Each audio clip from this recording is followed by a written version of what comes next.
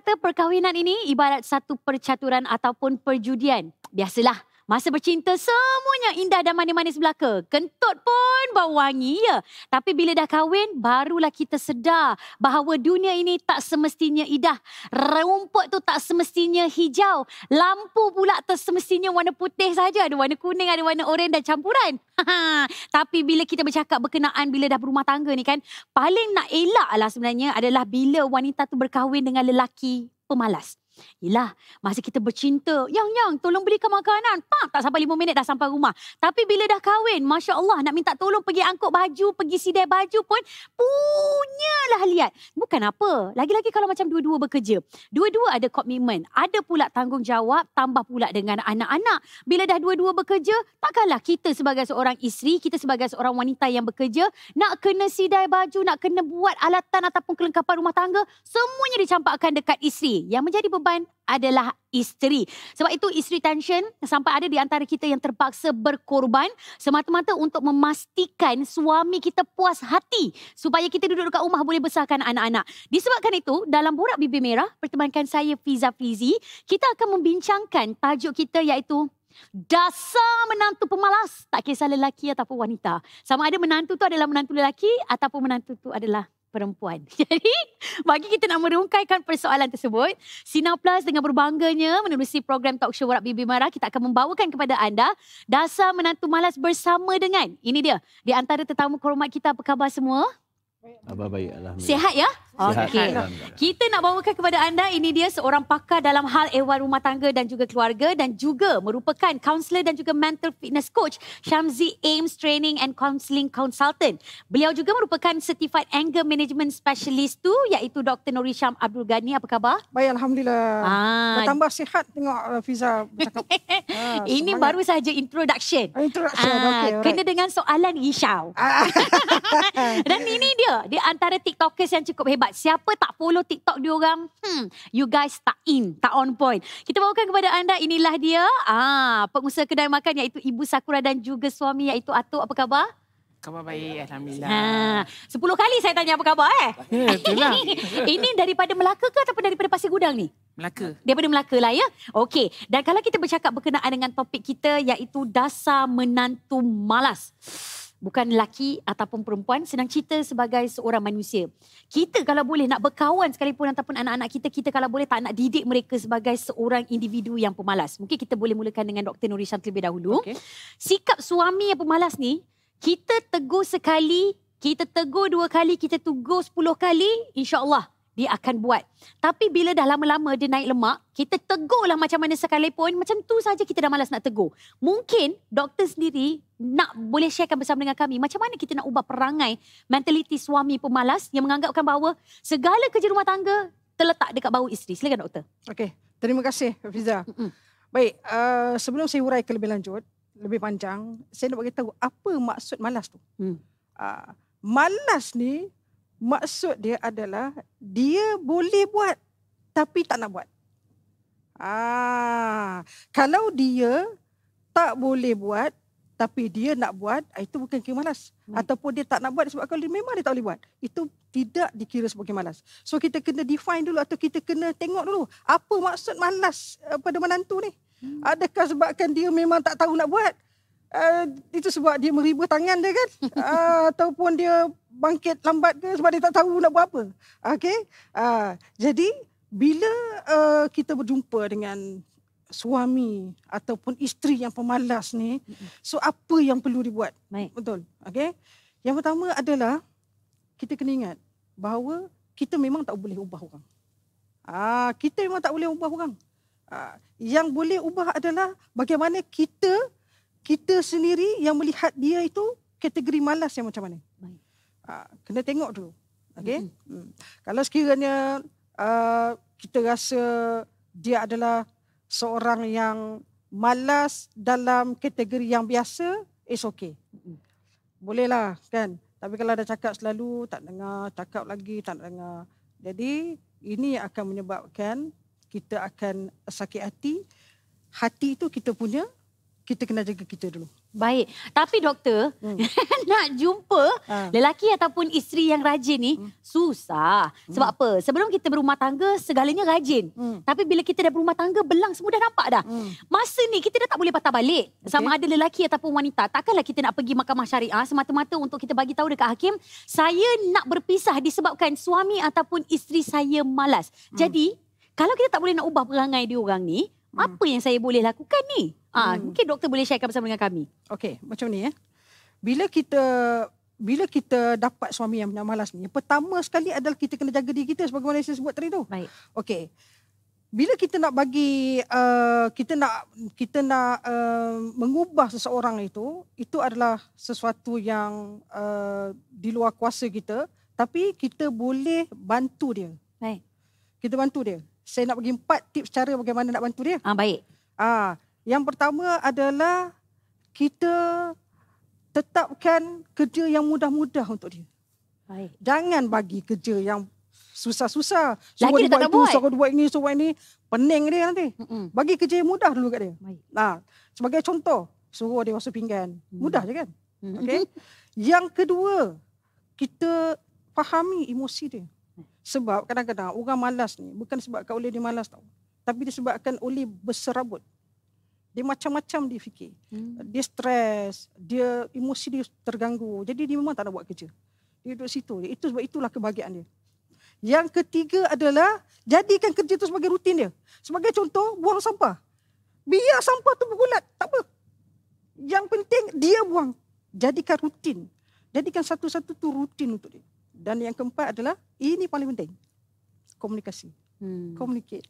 Sebenarnya, kita beranggapan saja tau. Kita rasa macam suami tak nak bantu, suami ni malas. Kita rasa macam suami tak faham. Tapi kita communicate tak dengan dia? Berkomunikasi tak? Masalahnya adalah bila kita tidak berkomunikasi, pasangan suami isteri ni, kita main beranggapan, berpersepsi saja. Itu yang menyebabkan konflik. Okey, jadi untuk borak bibir merah ni, bagi definisi dasar menantu malas ataupun dasar seorang manusia tu malas, ini dia, tetamu ni dah tak sabar-sabar sebenarnya nak berbual, dah tak sabar-sabar nak berbicara dengan kita. Mungkinlah, kalau macam Ibu Sakura sendirilah kan, sebelum ini pernah ada pasangan sebelum ini, tapi bila berjumpa dengan atuk ni, memang dah tahu ke atuk ni jenis yang ringan tulang? Bila nampak dekat dahi dia, atuk rajin. Sebab tu bernikah dengan atuk. Silakan Ibu. Itu tak sebenarnya. Baik. Ibu memang daripada awal tak tahu yang atuk ni memang seorang yang rajin. Baik. Tapi ibu menerima atuk ni sebab kesungguhan dia datang ke Johor untuk melamar ibu sebagai isteri. Baik. Jadi bila ibu dah kahwin dengan dia, baru ibu tahu dia seorang yang ringan tulang. Baik. Yang selalu membantu isteri dekat dapur, apa saja. Baik. Termasuklah cuci pinggan, masak segalanya. Basuh baju pun dia. Baik. Kalau macam atuk sendirilah kan, mungkinlah atuk pun boleh juga sharekan bersama dengan kami. Memang sifat ringan tulang atuk tu memang dah dididik daripada kecil sehingga sekarang, ataupun bila dah berumah tangga tu memang kita rasa macam tanggungjawab untuk menyelesaikan rumah tangga tu memang terletak dekat suami. Silakan atuk. Assalamualaikum. Waalaikumsalam. Okey, pada atuk, bagi pendapat atuk ni adalah seorang memang dididik daripada lahir. Daripada kecil dididik untuk menjadi seorang yang tak pernah rasa penat. Tanggungjawab atuk mesti melakukan sesuatu yang lebih baik. Sebab tu bila atuk dapat ibu, atuk melakukan kerja-kerja harian atuk tu seperti biasa. Macam mana dulu, sebelum dan sekarang. Tanggungjawab atuk memang adalah keseluruhan. Tanggungjawab lelaki dalam Islam pun kita kena faham. Sepenuhnya untuk lelaki untuk melakukan tanggungjawab penuh pada wanita. Isteri adalah bidadari. Lelaki mampu buat segalanya. Yang malas tu sebab tabiat dia. Lelaki suka buat tabiat malas. Atuk tak suka orang lelaki malas. Jadi kalau macam atuk sendiri pun saya tengok siap menampakkan bahawa anak tu macam dah boleh bergaduh-gaduh, dah boleh bergurau senda disebabkan macam atuk ni mempunyai sikap rajin juga untuk melayan anak-anak, untuk melayan ahli keluarga. Dan mungkin Ibu Sakura sendiri boleh kongsikan juga bersama dengan kami, apakah di antara kerja rumah tangga yang bila Ibu Sakura tengok atuk buat tu, ya Allah, untungnya aku kahwin dengan atuk ni. Yes, saya buat pilihan yang tepat. Silakan Ibu. Ya, ibu paling tak suka basuh baju dan sidai baju dan lipat baju. Baik. Jadi itulah yang atuk buat.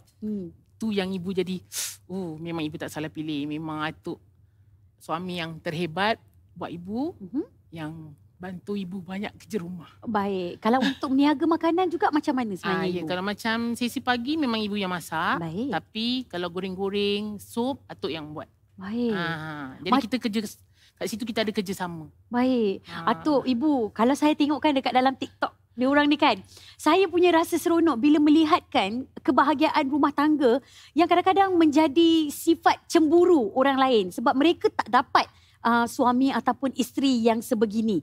Mungkin atuk sendiri boleh kongsikan juga daripada kami sebab kalau perempuan yang cakap dengan lelaki, diorang akan cakap macam, dia ni siapa nak cakap dengan aku macam tu kan. Tapi mungkin atuk sendiri boleh bagi tahu dengan mereka dekat luar sana ni, tolong jadi rajin seperti saya. Elakkan daripada jadi lelaki malas. Silakan atuk. InsyaAllah. Okey, pada sahabat-sahabat semua di luar sana, sebagai orang lelaki di luar sana, kalau boleh, bila kita dah ada seseorang yang kita sayang, kita kasihi, walaupun ibu bapa kita, isteri-isteri kita, anak-anak kita sebagai lelaki, kita kena Ibu, isteri-isteri. tunjuk contoh yang baik. Tunjuk contoh yang baik dan juga kita kena tahu tanggungjawab kita sebagai seorang lelaki di luar. Baik. Bukan atuk bangga dengan apa yang atuk ada sekarang, tapi atuk bersyukur dengan apa Allah turunkan kepada atuk, menjadi seorang lelaki yang bertanggungjawab kepada ibu dan juga anak-anak. InsyaAllah. Kalau boleh, biarlah lelaki di luar sana tunjukkan contoh yang terbaik. Semoga wanita-wanita di luar sana menghargai kita sebagai seorang lelaki. Kita orang lelaki jangan pernah putus asa, jangan pernah mengalah dengan wanita. Sebab wanita lebih hebat daripada lelaki sekarang. Ingatlah orang lelaki semua di luar sana. Pesanan atuk, insyaAllah kita lakukan terbaik. Yes, pesanan tersebut bukanlah untuk mengakhiri sesi kita. Banyak lagi sebenarnya yang kita nak tanyakan dengan atuk dan juga ibu. Kadang-kadang kan bila dengarkan atuk bercakap tu macam dah nak habis session, belum lagi tu. Itu baru soalan yang kedua untuk atuk ya. Okey, jadi untuk Dr. Nur Hisham sendirilah kan. Kalau kita menolong isteri kita buat kerja rumah ataupun mungkinlah isteri kita pun kadang-kadang tera berkebun, kadang-kadang diorang pun tera cuci kereta. Adakah mencalakan ego seorang lelaki apabila mereka bila tukar pampers ataupun diapers sebagai seorang lelaki tu. Padahal memang kerja-kerja rumah tangga perlu dilakukan oleh lelaki kalau termaktub dekat dalam Al-Quran. Tetapi kalau daripada persepsi zaman sekarang ni, jatuh ke ego lelaki. Doktor, silakan. Dia bergantung kepada bagaimana lelaki itu dibesarkan. Baik. Ada lelaki ni dibesarkan memang dia dimanjakan. Memang tak pernah buat kerja pun. Jadi bila isteri tu suruh buat kerja, dia kata, ini bukan kerja aku. Ini kerja kau sebagai isteri. Kerja lelaki bukan ni. So dia akan rasa memang ada lelaki yang ego dia akan tercabar. Apabila dia diminta buat kerja, tambahan pula bila kerja tu disuruh di depan orang. Depan mak dia ke, atau mak mentua ataupun sesiapa sajalah. Jadi memang ada situasi lelaki yang macam ni. Dia bergantung kepada bagaimana dia dibesarkan. Baik. Dan ramai sebenarnya pasangan suami ataupun isteri yang bekerja di zaman sekarang. Dan wajarkah kita sebenarnya halfkan, maknanya agih-agihkan bahagian tugas masing-masing supaya kita punya rumah tangga kita akan menjadi lebih bahagia. Silakan doktor. Ya. Kalau nak bahagia, kebahagiaan itu mesti kongsi bersama. Baik. Rumah tangga ni siapa punya? Itu cuba kita tanya. Rumah tangga ni siapa punya? Perkahwinan ini siapa yang punya? Kasih sayang itu milik siapa? Kita nak bahagia, hak siapa? Anak itu hak siapa? Bila kita kata anak itu memang hak aku, rumah tangga itu pun aku punya. Jadi mengapa pula bila tanggungjawab nak mengemas rumah ataupun untuk buat-buat kerja bagi serah kepada satu pihak saja? Baik. Isteri atau suami. So kalau kita rasa kasih sayang itu perlu dibina dan dirasai bersama, so buat bersama-sama. Baik.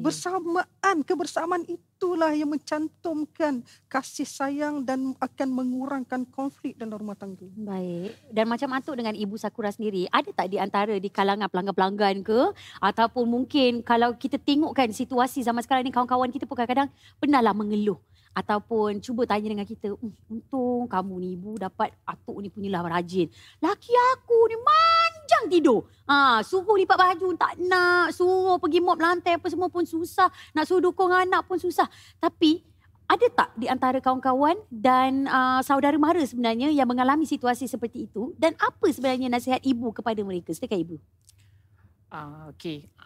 Dia macam ni. Sebenarnya macam tadi doktor cakap, kita tak boleh ubah dia.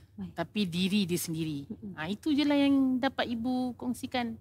Tak berani nak cakap lebih sebab dia yang melalui bersama suami dia. Kita tak lalui, kita cuma mendengar. Baik. Jadi ibu hanya cakap hanya suami awak saja yang boleh ubah diri dia. Baik. Ada perbezaan tak sebenarnya keluarga ataupun anak-anak daripada side ibu apabila ibu bersama dengan atuk ni, nampak pula atuk ni jenis jaringan tulang. Nampak pula rajin dia macam mana. Sehingga kan macam anak-anak kita macam, kenapa anak-anak aku dia ni perbezaan dia macam sama dengan tulangnya juga macam atuk. Silakan. Tak faham. Tak faham. Maksudnya lepas ibu bersama dengan atuk, okey, anak-anak ni, okey, contohlah mesti ada anak-anak tiri dan sebagainya kan. Anak-anak tiri tu nampak dia punya perbezaan. Alamak, atuk ni rajinlah ringan tulang apa semua kan. Tengok ibu pun rajinlah ringan tulang sehingga nampakkan impact positif pada anak-anak. Silakan. Tak faham juga soalan. Tak apa, abaikan. Macam atuk ni, atuk ada tak perbezaan dekat anak-anak? Bagi impact tak dekat anak-anak sebenarnya bila abang ringan tulang? Alhamdulillah pada pandangan atuk, alhamdulillah sebab pada anak tiri dan juga anak atuk tiada beza. Baik. Tiada istilah tiri. Pada atuk tak ada istilah tiri. Atuk akan bagi tahu pada mereka tanggungjawab masing-masing. Baik. Dan juga kalau boleh contohi kami berdua satu hari nanti. Baik. Buat yang terbaik untuk, maksudnya kita tak naklah anak anak ibu kan tak buat kerja, kita anak kita pula marah. Anak katuk kan tak buat kerja, anak ibu pula ni kan macam masing-masing ada cemburu. Maksudnya bagi atuk, atuk tak nak ada sifat cemburu. Baik. Tak nak ada sifat cemburu, iri hati biar sama. Walaupun orang kata, tapi memang kelebihan pada anak ibu. Sebab anak ibu yang duduk dengan atuk. Anak-anak atuk semua dah duduk buat diri masing-masing. Baik. Maksudnya kat situ kita tak tahu hati mereka sama ada suka ataupun tak, kita tak nampak. Tapi bila jumpa dengan atuk, alhamdulillah semua baik. Alhamdulillah, syukur sangat. Itu yang daripada tingkap tu boleh hulu pinggan tu. Bang, dia dah tengok sampai situ. Dia punya tengok sampai situ Punyalah stalker kan. Banyak sebenarnya kes yang berlaku, lagi-lagi perpecahan rumah tangga lah kan, akibat daripada proses tak ada komunikasi. Nah, kadang-kadang bila adanya sifat suami ataupun isteri yang malas nak buat kerja ni, lagi-lagi bila duduk satu rumah dengan mak ayah dia. Contohnya duduk dekat rumah mertua, tapi mak mertuanya yang buat kerja. Mak mertua yang pergi ambil baju kotor dekat dalam bilik. Mak mertua yang masakkan untuk menantu dan sebagainya. Kadang-kadang kasihan dengan mak mertua. Tapi ada pula situasi di mana bila dah duduk dekat rumah mak mertua ataupun bapa mertua tak buat apa-apa langsung. Semuanya terletak dekat beban isteri itu sendiri. Suami tak buat apa-apa. Isteri nak kena settlekan untuk family dia. Isteri juga nak settlekan untuk mentua dia. Macam mana sebenarnya doktor untuk kita mengatasi masalah ini? Okey. Mana itulah apabila menantu ni dia duduk rumah mentua, utama perempuan lah. Menantu perempuan lah. Dia duduk rumah mentua, so mentua kata tak apalah, dia dah ada, biar dia buat kerja semua. Baik. Yang suami ni main handphone je. Tengok paper ataupun main handphone. Tak ada paper dah sekarang ni kan. Tengok main handphone.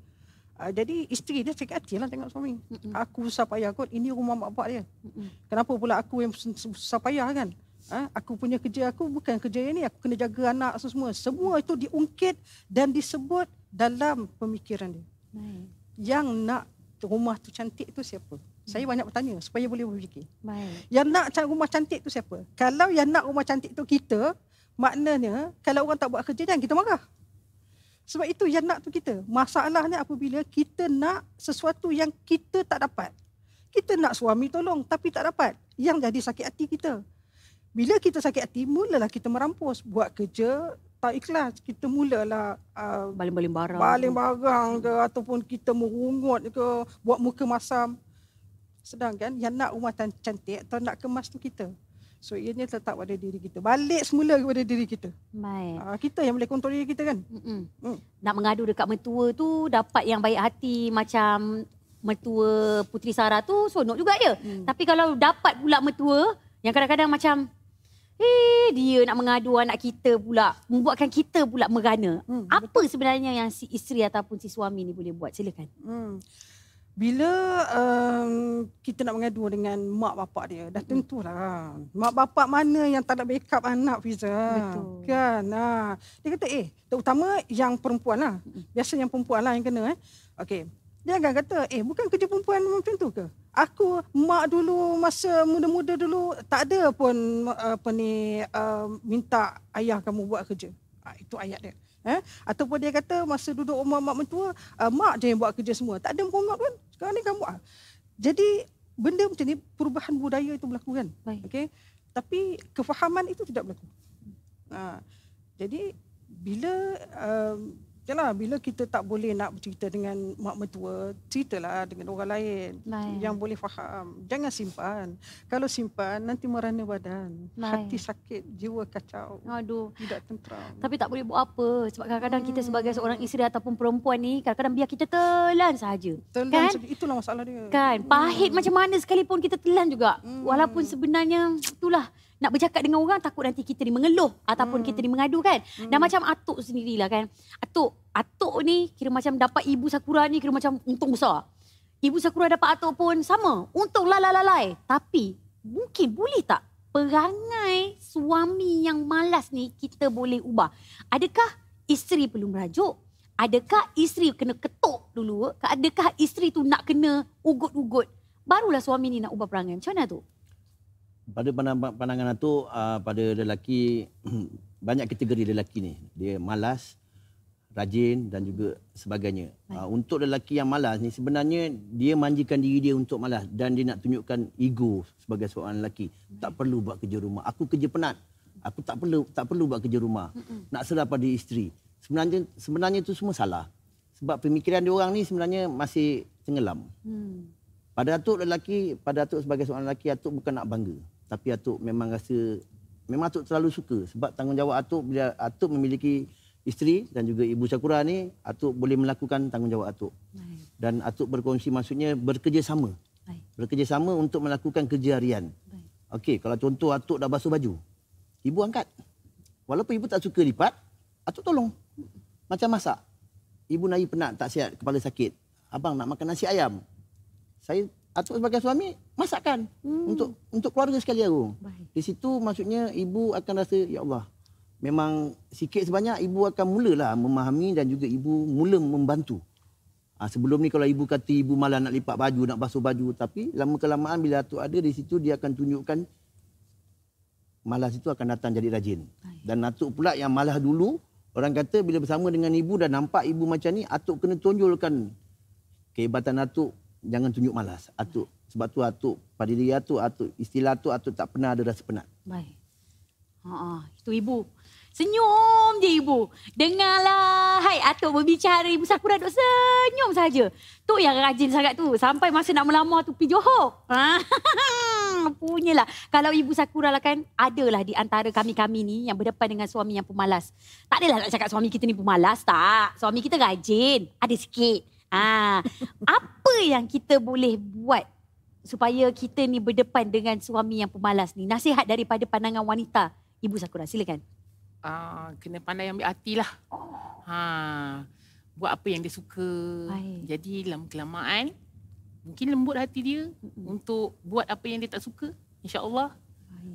Macam contohlah kan, sayang, tolonglah pergi lipat baju sikit ke apa semua. Nanti saya tolong masakkan cokodok untuk awak. Macam tu. Lebih kurang macam tu lah. Penat lah ya. Penat jugalah macam tu Aku juga dah kena masak. Aduh, hai. Kadang-kadang kan. Pertama kerja. Sampai ni tau, sampai isteri cakap, tak payahlah suruh dia orang. Lah biar kita je lah yang buat. Nanti bertambah-tambah pula kerja kita lagi ya. Okey, tapi daripada Dr. Nur Hisham sendiri lah kan, mana lagi baik? Adakah menantu lelaki duduk dekat rumah mertua ataupun menantu perempuan yang duduk dekat rumah mertua? Silakan. Untuk elakkan daripada yang pemalas-pemalas ni. Dia tengok kepada penerimaan mertua tu macam mana. Kalau mertua dia macam mertua Ibu Putri Sarah, okey. Tapi kalau sekiranya ibu mertua tu macam menyinga dan sebagainya, tengok menantu lelaki pun tak tahan, menantu perempuan pun tak tahan. Tetapi pada fitrahnya, lelaki ni dia okey, dia santai. Kalau dia unsing dia boleh keluar rumah pukul 12 malam ke, pukul 1 pagi ke, dia boleh keluar rumah, masih manis lagi. Tapi kalau perempuan unsing takkan nak keluar rumah pukul 1 pagi. Mentua kata, apa hal pula menantu aku ni kan? Bertawa teruk pula. Jadi kalau ikut kepada kebiasaannya, kalau terpaksa juga kena duduk rumah mertua, menantu perempuan tu lebih ada cabaran lah. berbanding dengan lelaki. Pejam celik, senyum-senyum, ketawa-ketawa kan. Sampai tak faham soalan pun dia juga. Kita dah sampai ke penghujung soalan. Tetapi mungkin kita boleh dengarkan dulu daripada Dr. Nur Hisham lah kan. Nasihat ataupun kata santai daripada Dr. Nur Hisham berkenaan dengan mereka yang mempunyai pasangan pemalas. Silakan Doktor. Saya menyarankanlah kepada mereka yang ada pasangan pemalas ni. Kita ajak dia bersama-sama. Kita kena ingat tahu. Suami ni ataupun pasangan ni malas ni sebab apa? Kena tengok dulu sebab apa. Dari sudut dia punya latar belakang dia, bagaimana dia dibesarkan, bagaimana dia dididik. Kalau dia ni memang anak tunggal, memang tak nak buat kerja. Lepas tu tiba dekat kita dera dia suruh buat itu, memang dia takkan buat lah. Ajak, atur satu-satu. Bermula dengan perkara yang mudah. Lepas tu baru buat perkara-perkara yang agak susah bagi dia. Bagi kita senang saja. Dan yang kedua adalah kita sendiri kena jaga diri kita. Kita kena ingat tau, yang rumah ni bersih, siapa yang nak? Kalau suami nak ke aku nak? Kalau dia nak, mari kita ajak sesama. Kalau kita nak, maksudnya tak apalah. Bila nampak rumah tu bersih, ataupun sesuatu, yalah, kita nak buat dan kita nampak benda tu jadi, kita happy. Betul. So kebahagiaan itu ada diri kita, milik kita. So enjoy the fun ride lah dekat rumah tangga ya. Dan ini daripada Ibu Sakura dengan Atuk. Saya nak cuit sikit lah kan. Ibu Sakura dengan Atuk kena dua-dua. Okey, saya perlukan Ibu Sakura untuk ucapkan terima kasih kepada Atuk dan juga Atuk untuk bercakap kata cinta kepada Ibu Sakura. Boleh tak? Sikit je. Kita start dengan Atuk dulu lah Okey, silakan Atuk pada Ibu Sakura. Okey. Di sini Atuk ingin orang cakap. Tengoklah Ibu Sakura. Nak cakap sikit lah kan. Tak, okey. Nak cakap sikit. Sayang, takkan pernah hilang cintaku padamu. Akan ku kekalkan bersama hidup kita. InsyaAllah. Amin. Bersemut. Meleleh lah tu. Adalah tu kawan wanita yang tengah tengok ni. Tak boleh. Ni Ibu Sakura punya. Okey, Ibu Sakura. Mungkin boleh katakan sesuatu kepada Atuk. Abang terima kasih. Terima sayang seadanya. Dan semoga hubungan kita hingga ke jannah. Alhamdulillah. InsyaAllah. Abang akan jaga sebaik mungkin. Tak boleh lebih, nanti pun nangis. Nanti keluar dekat TikTok viral pula kita. Jadi terima kasih banyak-banyak kita ucapkan kepada anda semua berkenaan dengan topik kita iaitu dasar menantu malas. Sebenarnya kan apa yang saya boleh recap balik berdasarkan daripada temu bual kita untuk Borak Bibir Merah. Kita sebenarnya dekat dalam sisi diri kita tu memang ada sedikit pun perkataan malas. Tetapi sama ada anda boleh tukarkan malas tu kepada rajin, itu bergantung kepada diri anda sendiri. Dan daripada didikan ini jugalah, kalau kita rasa macam okey, kita dah malas, kita nak tengok anak-anak kita supaya anak-anak kita takkan malas bila dia dah dewasa nanti, marilah kita sama-sama jadi role model yang terbaik untuk anak-anak supaya anak-anak kita juga akan menjadi di antara anak-anak yang terbaik untuk keluarga baru mereka, insya-Allah. Jadi kepada anda semua, insan yang kita boleh percayai dan kita segani memanglah suami ataupun isteri, tapi kalau bak kata doktor tadi, biarlah kita sama-sama mencantikkan lagi rumah tangga kita dengan adanya komunikasi, dengan macam mana kita boleh ambil hati supaya sama-sama kita dapat memastikan bahawa cinta kita sentiasa ke jannah seperti Ibu Sakura dan juga atuk kita. Jadi oleh itu, tamat sudah siri Borak Bibir Merah kita untuk edisi kali ini. Jangan lupa untuk like, follow dan juga share melalui Sinar Plus dan juga Sinar Harian dan kemudian subscribe untuk semua platform Sinar Plus. Kalau boleh juga, jangan sesekali kita mengaibkan diri kita sendiri ataupun menceritakan keburukan pasangan kita sama ada dia malas ataupun tak dekat orang lain. Kalau ada pun, bertaubatlah ya. Jadi terima kasih saya ucapkan kepada doktor, kepada Ibu Sakura dan juga kepada Atuk. Semoga kita semua akan menjadi insan yang tidak pemalas ya. InsyaAllah. Terima kasih. Jumpa lagi. Assalamualaikum.